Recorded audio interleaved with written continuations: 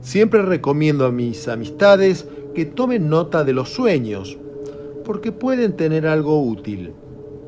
Lovecraft soñó el Necronomicon y lo utilizó en uno de sus relatos. Con el correr del tiempo, el Necronomicon empezó a hacer apariciones en otros relatos de Lovecraft y también de sus autores corresponsales. Y al poco tiempo ya había una estantería repleta de libros maléficos y grimorios imaginarios. Con el correr de los años, el Necronomicon pasó al cine, a la televisión, a las historietas, a la industria del videojuego y también a la industria editorial, porque hubo ediciones del Necronomicon. Así que, por lo visto, no siempre los sueños son. Todos a bordo. Munirse de salvavidas. Está por soltar amarras. Selecciones de Cineficción Radio. Por el éter de Necroficción Radio.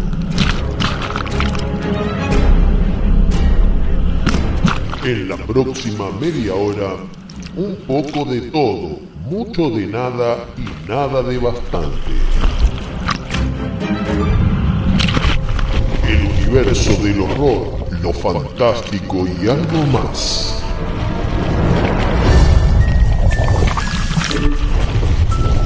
Selecciones de Cineficción Radio. Textos: Darío Labia. Relatos: Chucho Fernández.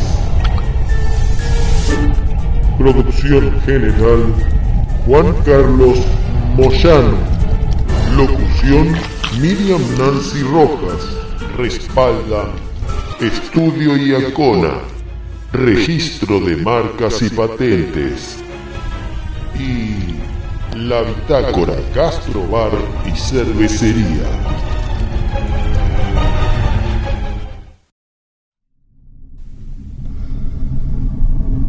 Acerca de los libros terribles y prohibidos, me veo obligado a decirte que la mayoría de ellos son puramente imaginarios. Nunca existió ningún Abdullah al-Ferred, ni ningún Necronomicon, pues inventé esos nombres yo mismo.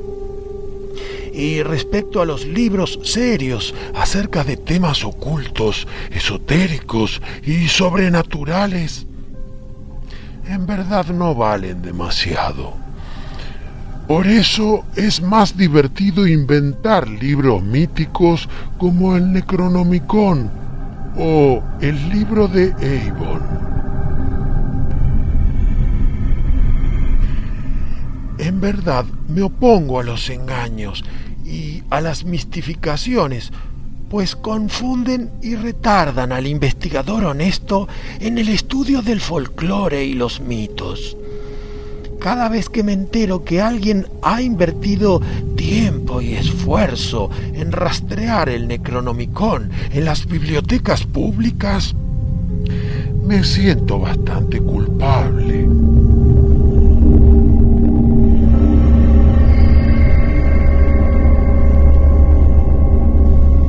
Esto lo escribió H.P. Lovecraft en una carta a Willis Conover. Que quede claro, no existe ningún Necronomicon. Pero, y sin embargo, esta noche dos amanuenses de lo irreal, Chucho Fernández y Darío Labia, revisamos el fichero de arriba abajo y de abajo arriba para encontrar la famosa ficha de ese grimorio extraordinario. Hoy, en Selecciones de Cineficción Radio, Necronomicon.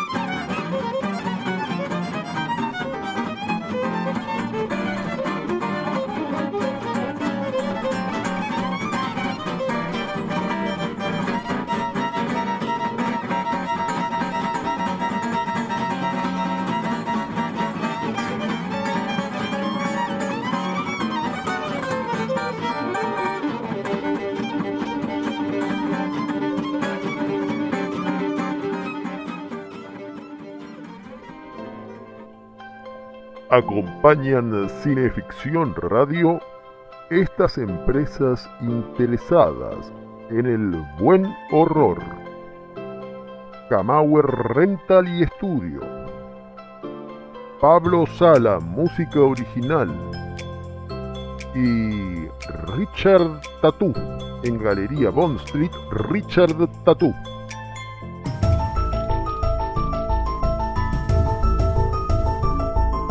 Estamos escuchando Cineficción Radio, con la conducción de Chucho Fernández y Darío Labia.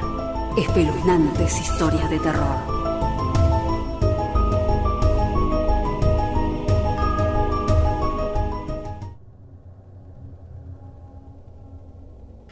El Necronomicon evidencia las limitaciones y miserias de los editores de libros que obedecen, a su vez, a las fobias y veleidades de los lectores. Los editores creen que el trabajo del editor es invertir en todo sentido el mínimo esfuerzo posible para confeccionar una edición. Y evidencia de ello es la consideración que tienen de su propio trabajo. Cuando una edición no se vende, en vez de preguntarse si no habrán cometido alguna negligencia en el proceso, proceden a destruir los ejemplares o bien algo peor, los saldan. Al hacer esto último, el libro llega a otro público, claro. El roedor de librerías ávido por pagar lo mínimo posible para conseguir esas piezas. Y darse cuenta de esta febril manera, ¿por qué en primera instancia no se vendió?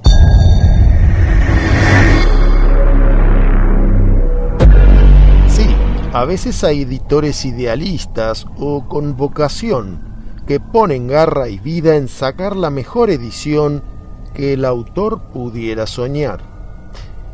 Y también hay lectores dispuestos a pagar lo que pidan por una edición valiosa. Pero son los menos, excepciones que confirman la regla.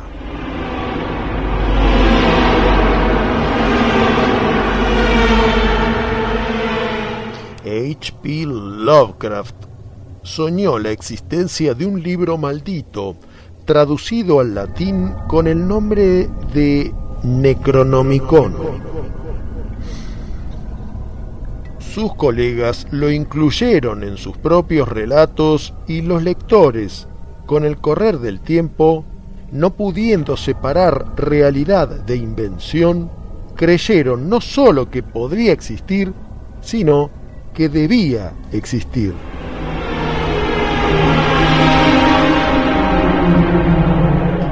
La existencia del Necronomicon se convirtió en necesidad espiritual para muchos fanáticos. Tal vez como paliativo para estos casos clínicos fue que cierto director de biblioteca pública confeccionó una ficha bibliográfica del Necronomicon.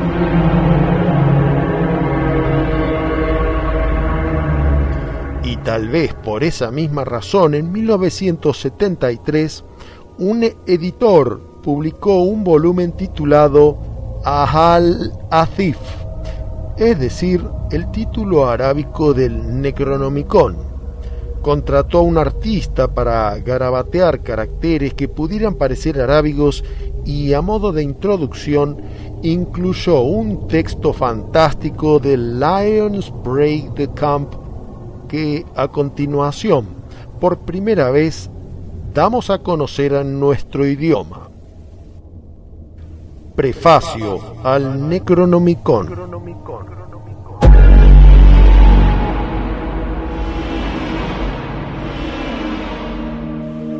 Duria es una aldea en el noroeste de Irak, en la frontera con la región del Kurdistán, compuesta, como cientos de otras aldeas iraquíes, por cabañas de barro del mismo triste color beige, pero que es notable por ser el último lugar en donde se habla el Duriak.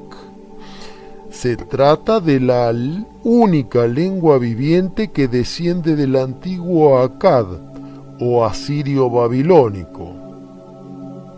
La forma escrita tradicional de esta lengua fue desarrollada en el siglo IV de la era cristiana por sacerdotes y misioneros cristianos asirios.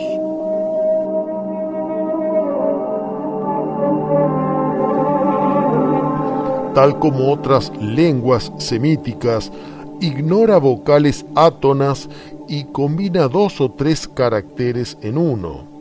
Este detalle complica bastante las traducciones. Y así como el hebreo, el árabe o el sirio, el duriak se escribe de derecha a izquierda.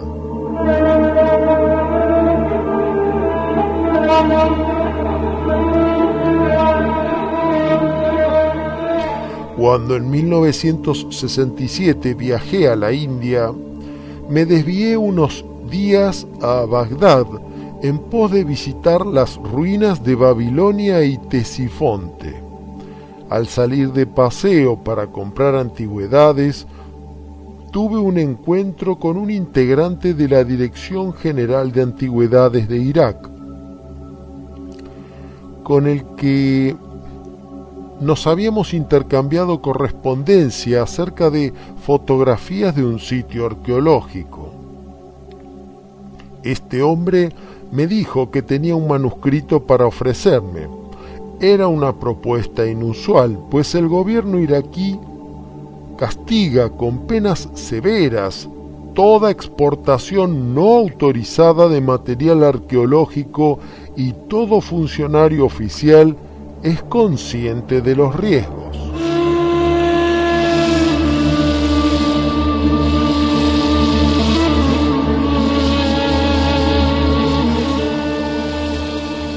Traté de averiguar más, pero mi contacto se mostró evasivo y solo dijo que se trataba de una curiosidad y preguntó si la iba a querer o no.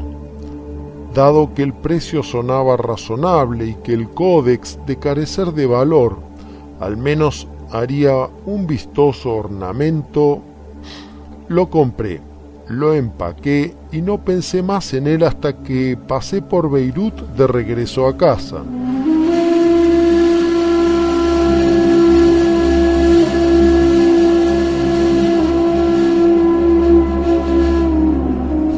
Tengo varios amigos en Beirut. Uno de ellos es un requerido guía de turismo cuyo nombre, por obvias razones, me lo reservaré. Cuando este hombre supo que me encontraba en el Líbano, me buscó y nos encontramos para conversar. Mi amigo, debo decir, tiene una opinión del conflicto árabe-israelí más objetiva y de sentido común de lo que predomina en el mundo árabe. Por sus conexiones, era una mina de chimentos y en esa ocasión me contó lo que sabía acerca del códex.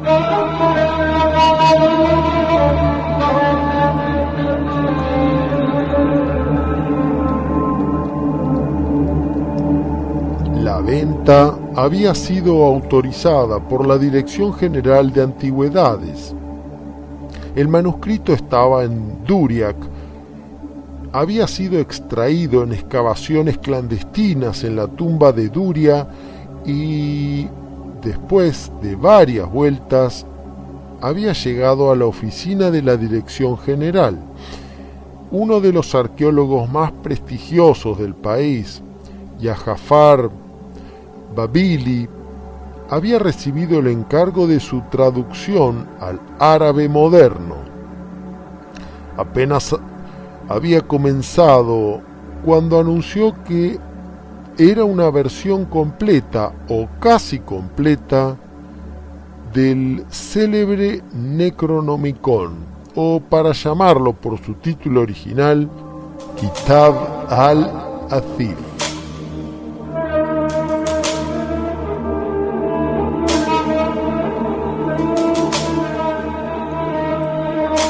Del estudio de este manuscrito, Babili concluyó que databa del 760 después de Cristo, dato relevante dado que la composición del original se supone ocurrió en el año 738.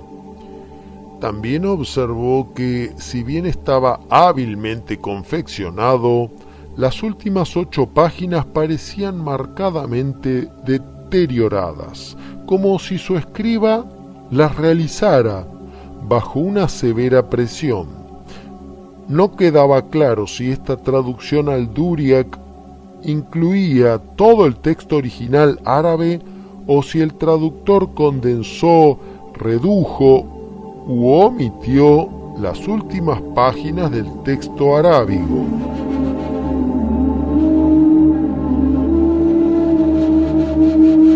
Babili siguió trabajando con su traducción hasta que, semanas después, dejó de dar señales de vida. No se volvió a saber de él ni se ofreció ninguna causa para su desaparición. Era un funcionario científico sobrio, trabajador y padre de familia. De repente, no se supo más de él.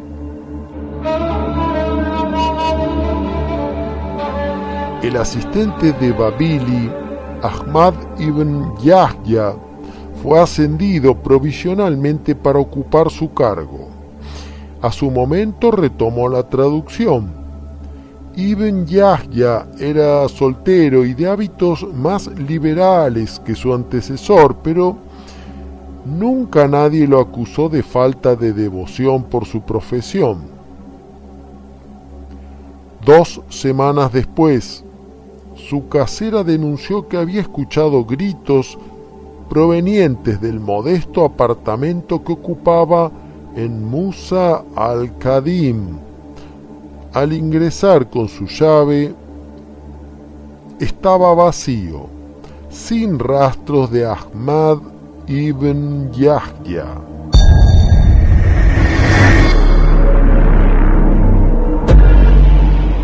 El siguiente estudioso encargado de la traducción fue el profesor Yuni Abd-al-Mahid de la Universidad de Bagdad. Tomó la tarea de esa traducción ante la vacilación de otros miembros de la dirección general. El profesor Abd-al-Mahid era considerado por sus colegas como algo excéntrico, aunque reconocían que era un profesional brillante.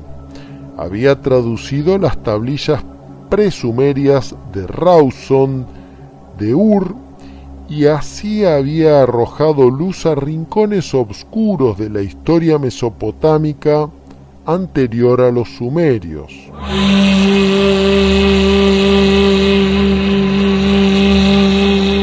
Tres días después, el profesor Abd-al-Mahid también desapareció. Como vivía solo en una pequeña casa en las afueras de Bagdad, su ausencia no fue notada por varios días.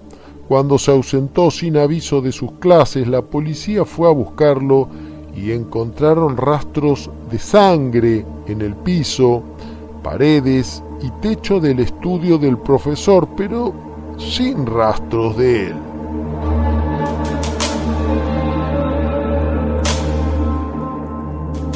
A pesar de que, sin duda, debía haber una explicación racional para estas desapariciones, insinuaban perturbadora similitud con el legendario destino de Abdul al-Azred.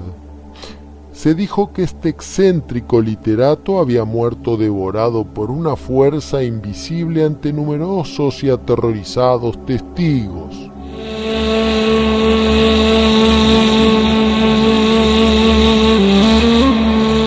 Después de estas 3 desapariciones, la Dirección General asumió más cautela antes de volver a encargar el manuscrito a alguien. A pesar de las divisas que le reporta su producción de petróleo, Irak está lejos de ser un pueblo avanzado, y semejante pérdida de su limitado personal académico es catastrófica. En esa época la Dirección general estaba bajo el mandato del doctor Mahmoud al-Shamaghi, devoto nacionalista, y la tensión entre árabes e israelíes tuvo algunas escaladas.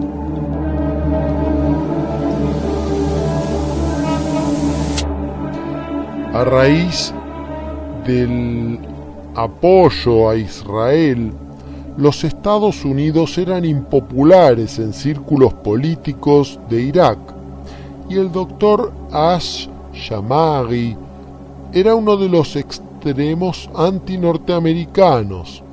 El plan de liquidar el manuscrito y que vaya a manos americanas fue suyo. Luego acaeció la Guerra de los 6 días y el manuscrito podría diezmar a los estudiosos norteamericanos, una especie de retaliación por lo que él creía eran crímenes contra el mundo árabe.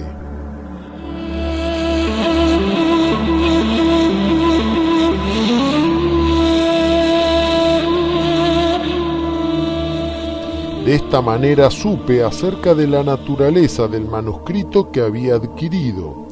Mi amigo me recomendó destruirlo, pero me burlé de sus temores. Después de todo, durante décadas había sido un racionalista sin compromisos y profundo materialista, sin espacio para creer en dioses, fantasmas o demonios. Conocía las alusiones al Necronomicon por las historias de H.P. Lovecraft, pero no podía admitir la realidad de los primordiales ni ninguna otra entidad sobrenatural. De hecho, descreo que hubiera existido ninguna Lasred, así como tampoco ningún Necronomicon.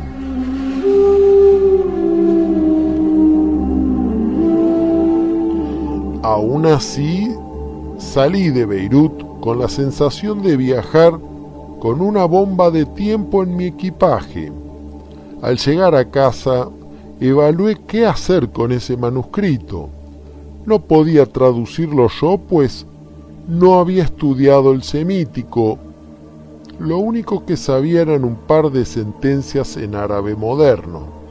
Finalmente decidí que mis colegas publicaran una edición facsimilar del manuscrito que tienen en sus manos. Así, si alguien quisiera tentar el riesgo de correr la suerte de Babili, Ibn Yahya y Abd al-Majid habrían sido advertidos.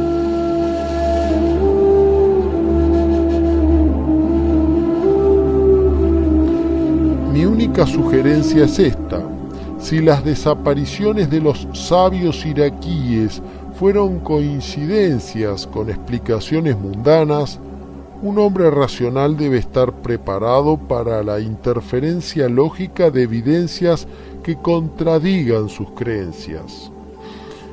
Asumiendo que este manuscrito sea una traducción del Necronomicon, el recitado en voz alta de ciertos pasajes podría hacer posible la invocación de entidades del más allá.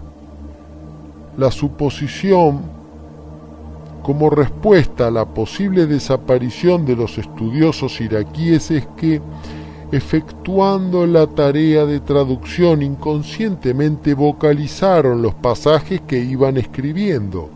De esta manera tuvo efecto la invocación, que hizo aparecer las entidades como si fueran voluntariamente invocadas.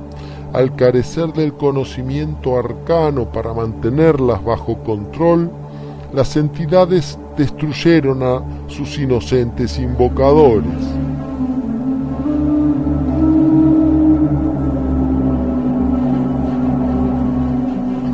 Así que, si algún lector es suficientemente temerario como para traducir el material, déjenme recomendarle que se guarde de mover los labios o murmurar mientras lo hace.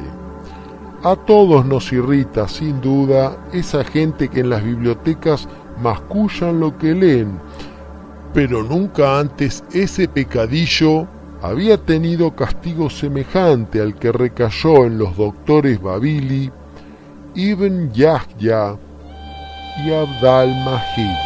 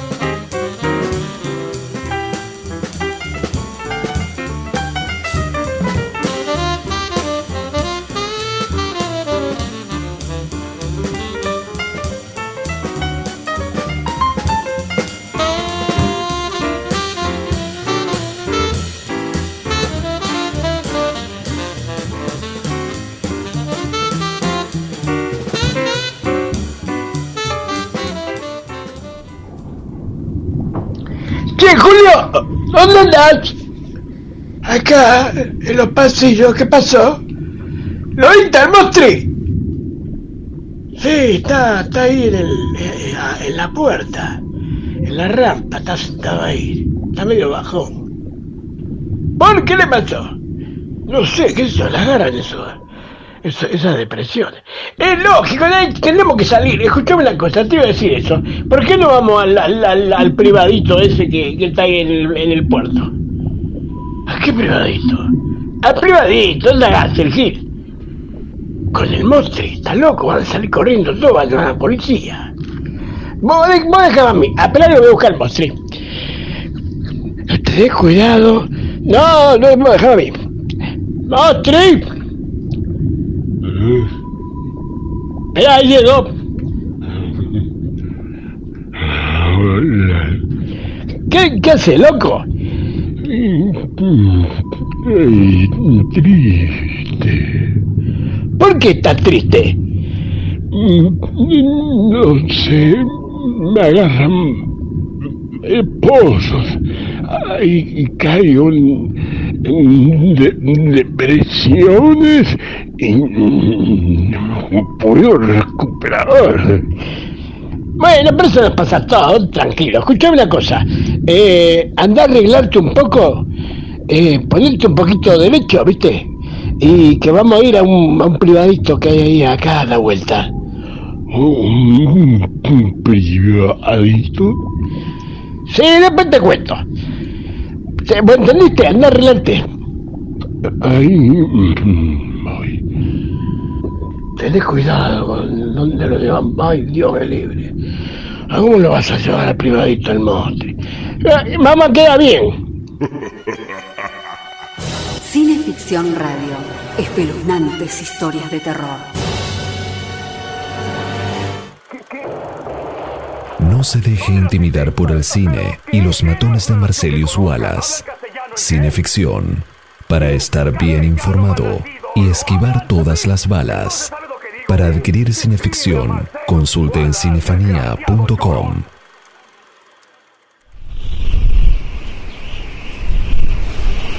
El Necronomicon no es el único grimorio antiguo y prohibido.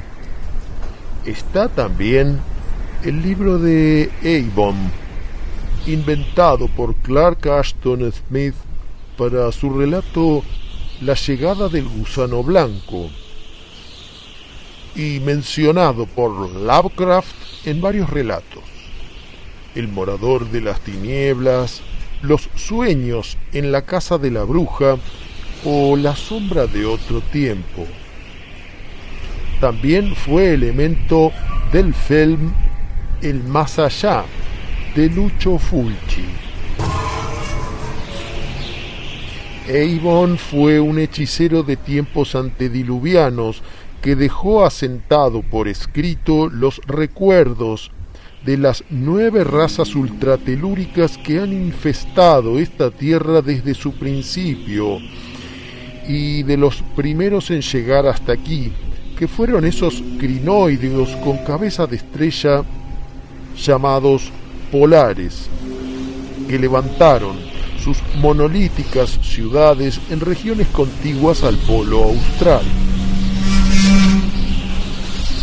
El escritor Lynn Carter dice que algunas de las contradicciones que es posible observar actualmente en los párrafos del libro de Eibon puedan deberse a que el texto, originalmente escrito en el lenguaje de los hiperbóreos, pasó a través de varios tamices: la versión púnica, la traducción al latín de Philippus Faber, la versión greco-bactriana y finalmente la franco-normanda de Gaspard Dunod en el siglo XIII.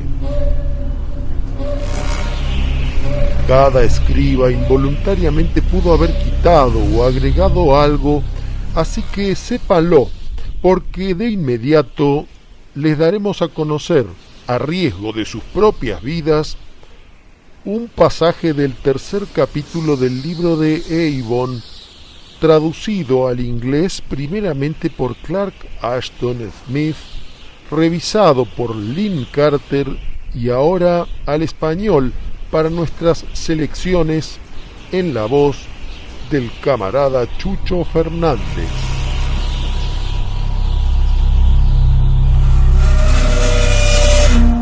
Esta tierra es inimaginablemente más antigua de lo que nos atrevemos a soñar. Innumerables son las maravillas y los misterios de sus sombrías y olvidados albores. Una raza tras otra ha surgido desde los pantanos o bien descendido a ellos desde las estrellas, reinando cada una de ellas a su debido tiempo sobre la tierra primigenia. En el flujo de inconmensurables eones, cada una se ha extinguido por completo, dejando extrañas y terribles leyendas de sus destrucciones. Mucho se ha escrito sobre nuevas ciudades que se fundan y erigen sobre otras antiquísimas y enterradas, reducidas al polvo y al olvido. De todos los moradores de la tierra, ninguno es más antiguo que la espantosa abominación vedada al conocimiento que tiene por nombre Ubosatla. Se ha dicho que desde los comienzos, el ingénito yace en el limo burbujeante de su guarida, que seguirá así hasta el fin, y que Ubosatla está destinado a ser el último ser viviente sobre la tierra, ya que ha sido el primero. Antes de la venida desde las estrellas de Satowa o Yog Sothoth, Ubosatla moraba en el humeante pantano del planeta Tierra recientemente formado, una masa sin cabeza ni miembros que engendró las formas grises e informes de la vida primigenia que precedieron a la vida terrestre. Y aunque muchos de sus descendientes se aliaron con los engendros de Azatoth en esa guerra que el idiota de Caos llevó contra los antiguos dioses, Ubosatla no intervino en contienda alguna ni tampoco sufrió cambio a través del tiempo, pues es inmutable y eterno. Desde el mismo principio Ubosatla mora en el abismo de Ica, creando incesantemente prototipos de vida terrenal. Y toda vida terrenal, según se dice, termina su gran ciclo volviendo finalmente a Ubosatla. Bajo la remota y oculta Selaeno yacen las tablillas de pictogramas tallados en canteras estelares que Azatoth sustrajo de la ciudadela de los antiguos dioses, en la que sería la primera de sus rebeliones contra aquellos que habían creado a su progenitor. Estas tablillas poco agregan al origen y creación de Hugo-Satla, pero sí al origen oculto de esta tierra y a un espantoso secreto, callado desde vigintillones de años atrás, que Hugo-Satla, gemelo de Azatoth, y su hermano Caos, primeros antiguos creados de la nada misma por los dioses, por medio de la mera concentración de voluntad, fueron los que modelaron este planeta en sus inicios. Se ha escrito que entre estas tablillas de piedra ultratelúrica sustraídas a los dioses había ciertas piezas que Hugo-Satla preserva y guarda en las profundidades de Ica. Se ha dicho que estas tablillas no son otra cosa que antiguas claves y que están esculpidas en ellas los secretos del poder de los dioses mismos, y que también, que por el mero uso de esas claves fue que Hugo-Satla provocó la caída de la Tierra en nuestro universo, lejos del plano más allá del cosmos, de la materia y del tiempo, donde los antiguos dioses imperan por siempre.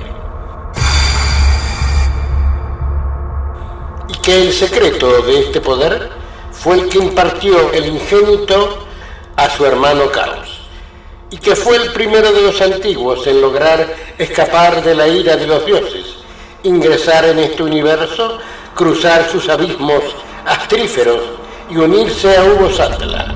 Pero los dioses persiguieron a sus siervos rebeldes y los sometieron luego de un conflicto del que ya hablaremos. Y esta es la razón por la cual los antiguos, dispersados y aprisionados en lugares remotos por los dioses, han aspirado desde hace eones a la conquista y subyugación de la tierra, ya que Hugo-Satla guarda en sus abismos las antiguas claves con las cuales podrían resurgir y reprimir a los dioses. Uno de ellos, el hechicero prehumano Jaondor, moró antiguamente en reinos boreales, cuyos nombres han sido obliterados por el tiempo hasta que su imprudencia lo llevó a descender al abismo de Ica, donde el imbécil Demiurgo se hundió en el burbujeante fluido miasmático y donde tuvo la horripilante, estremecedora visión de aquello que buscaba. Y aún permanece bajo Bor-Mithadret, tal como Hugo-Satla, evitando la cercanía de los hombres y la luz del día.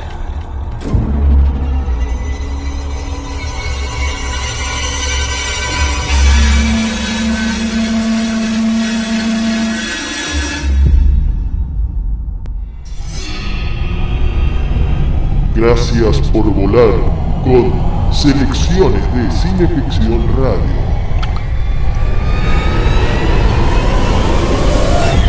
Textos: Darío Labia.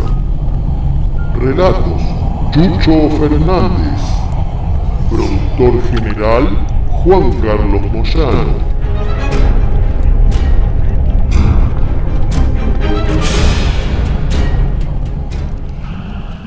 Selecciones de Cineficción Radio. Domingos, 20 horas por Metroficción Radio. Se puede ver en el canal de YouTube de Cinefanía. Se puede escuchar en Spotify y las mejores plataformas. Respaldan Estudio Iacona. Para proteger una idea, mejor registrarla con los mejores. Estudio Iacona. Y La Bitácora, tu día es hoy. Disfrútalo en La Bitácora, Gastrobar y Cervecería. Será hasta el próximo domingo a las 20 horas, cuando no quede nadie en los camarotes.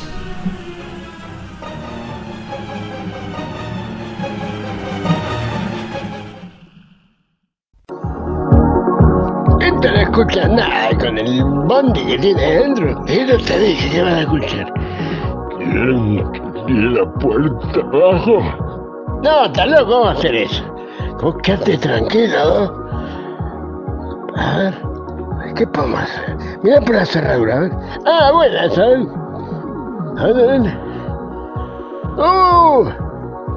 A ver, espera, Están disfrazados, es una fiesta de disfraces.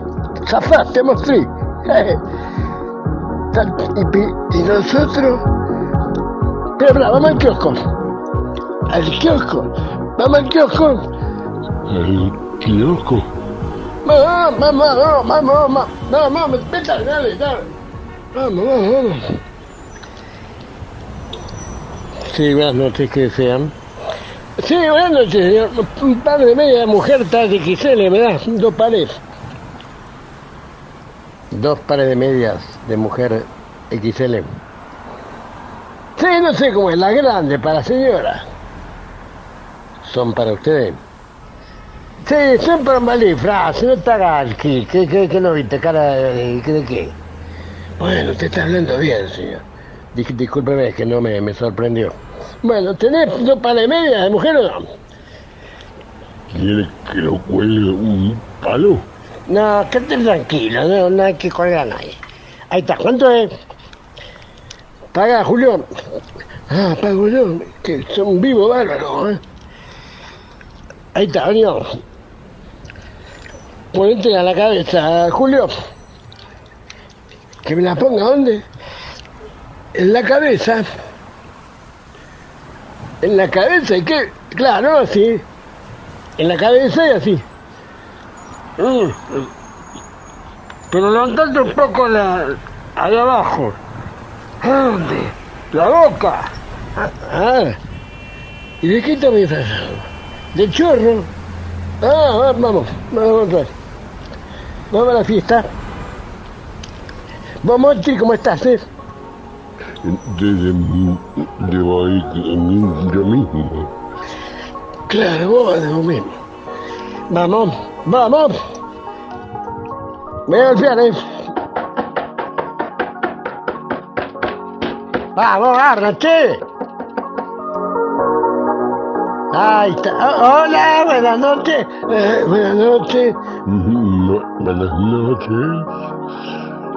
Vení, pasa. Vamos. Agárrate un ponche.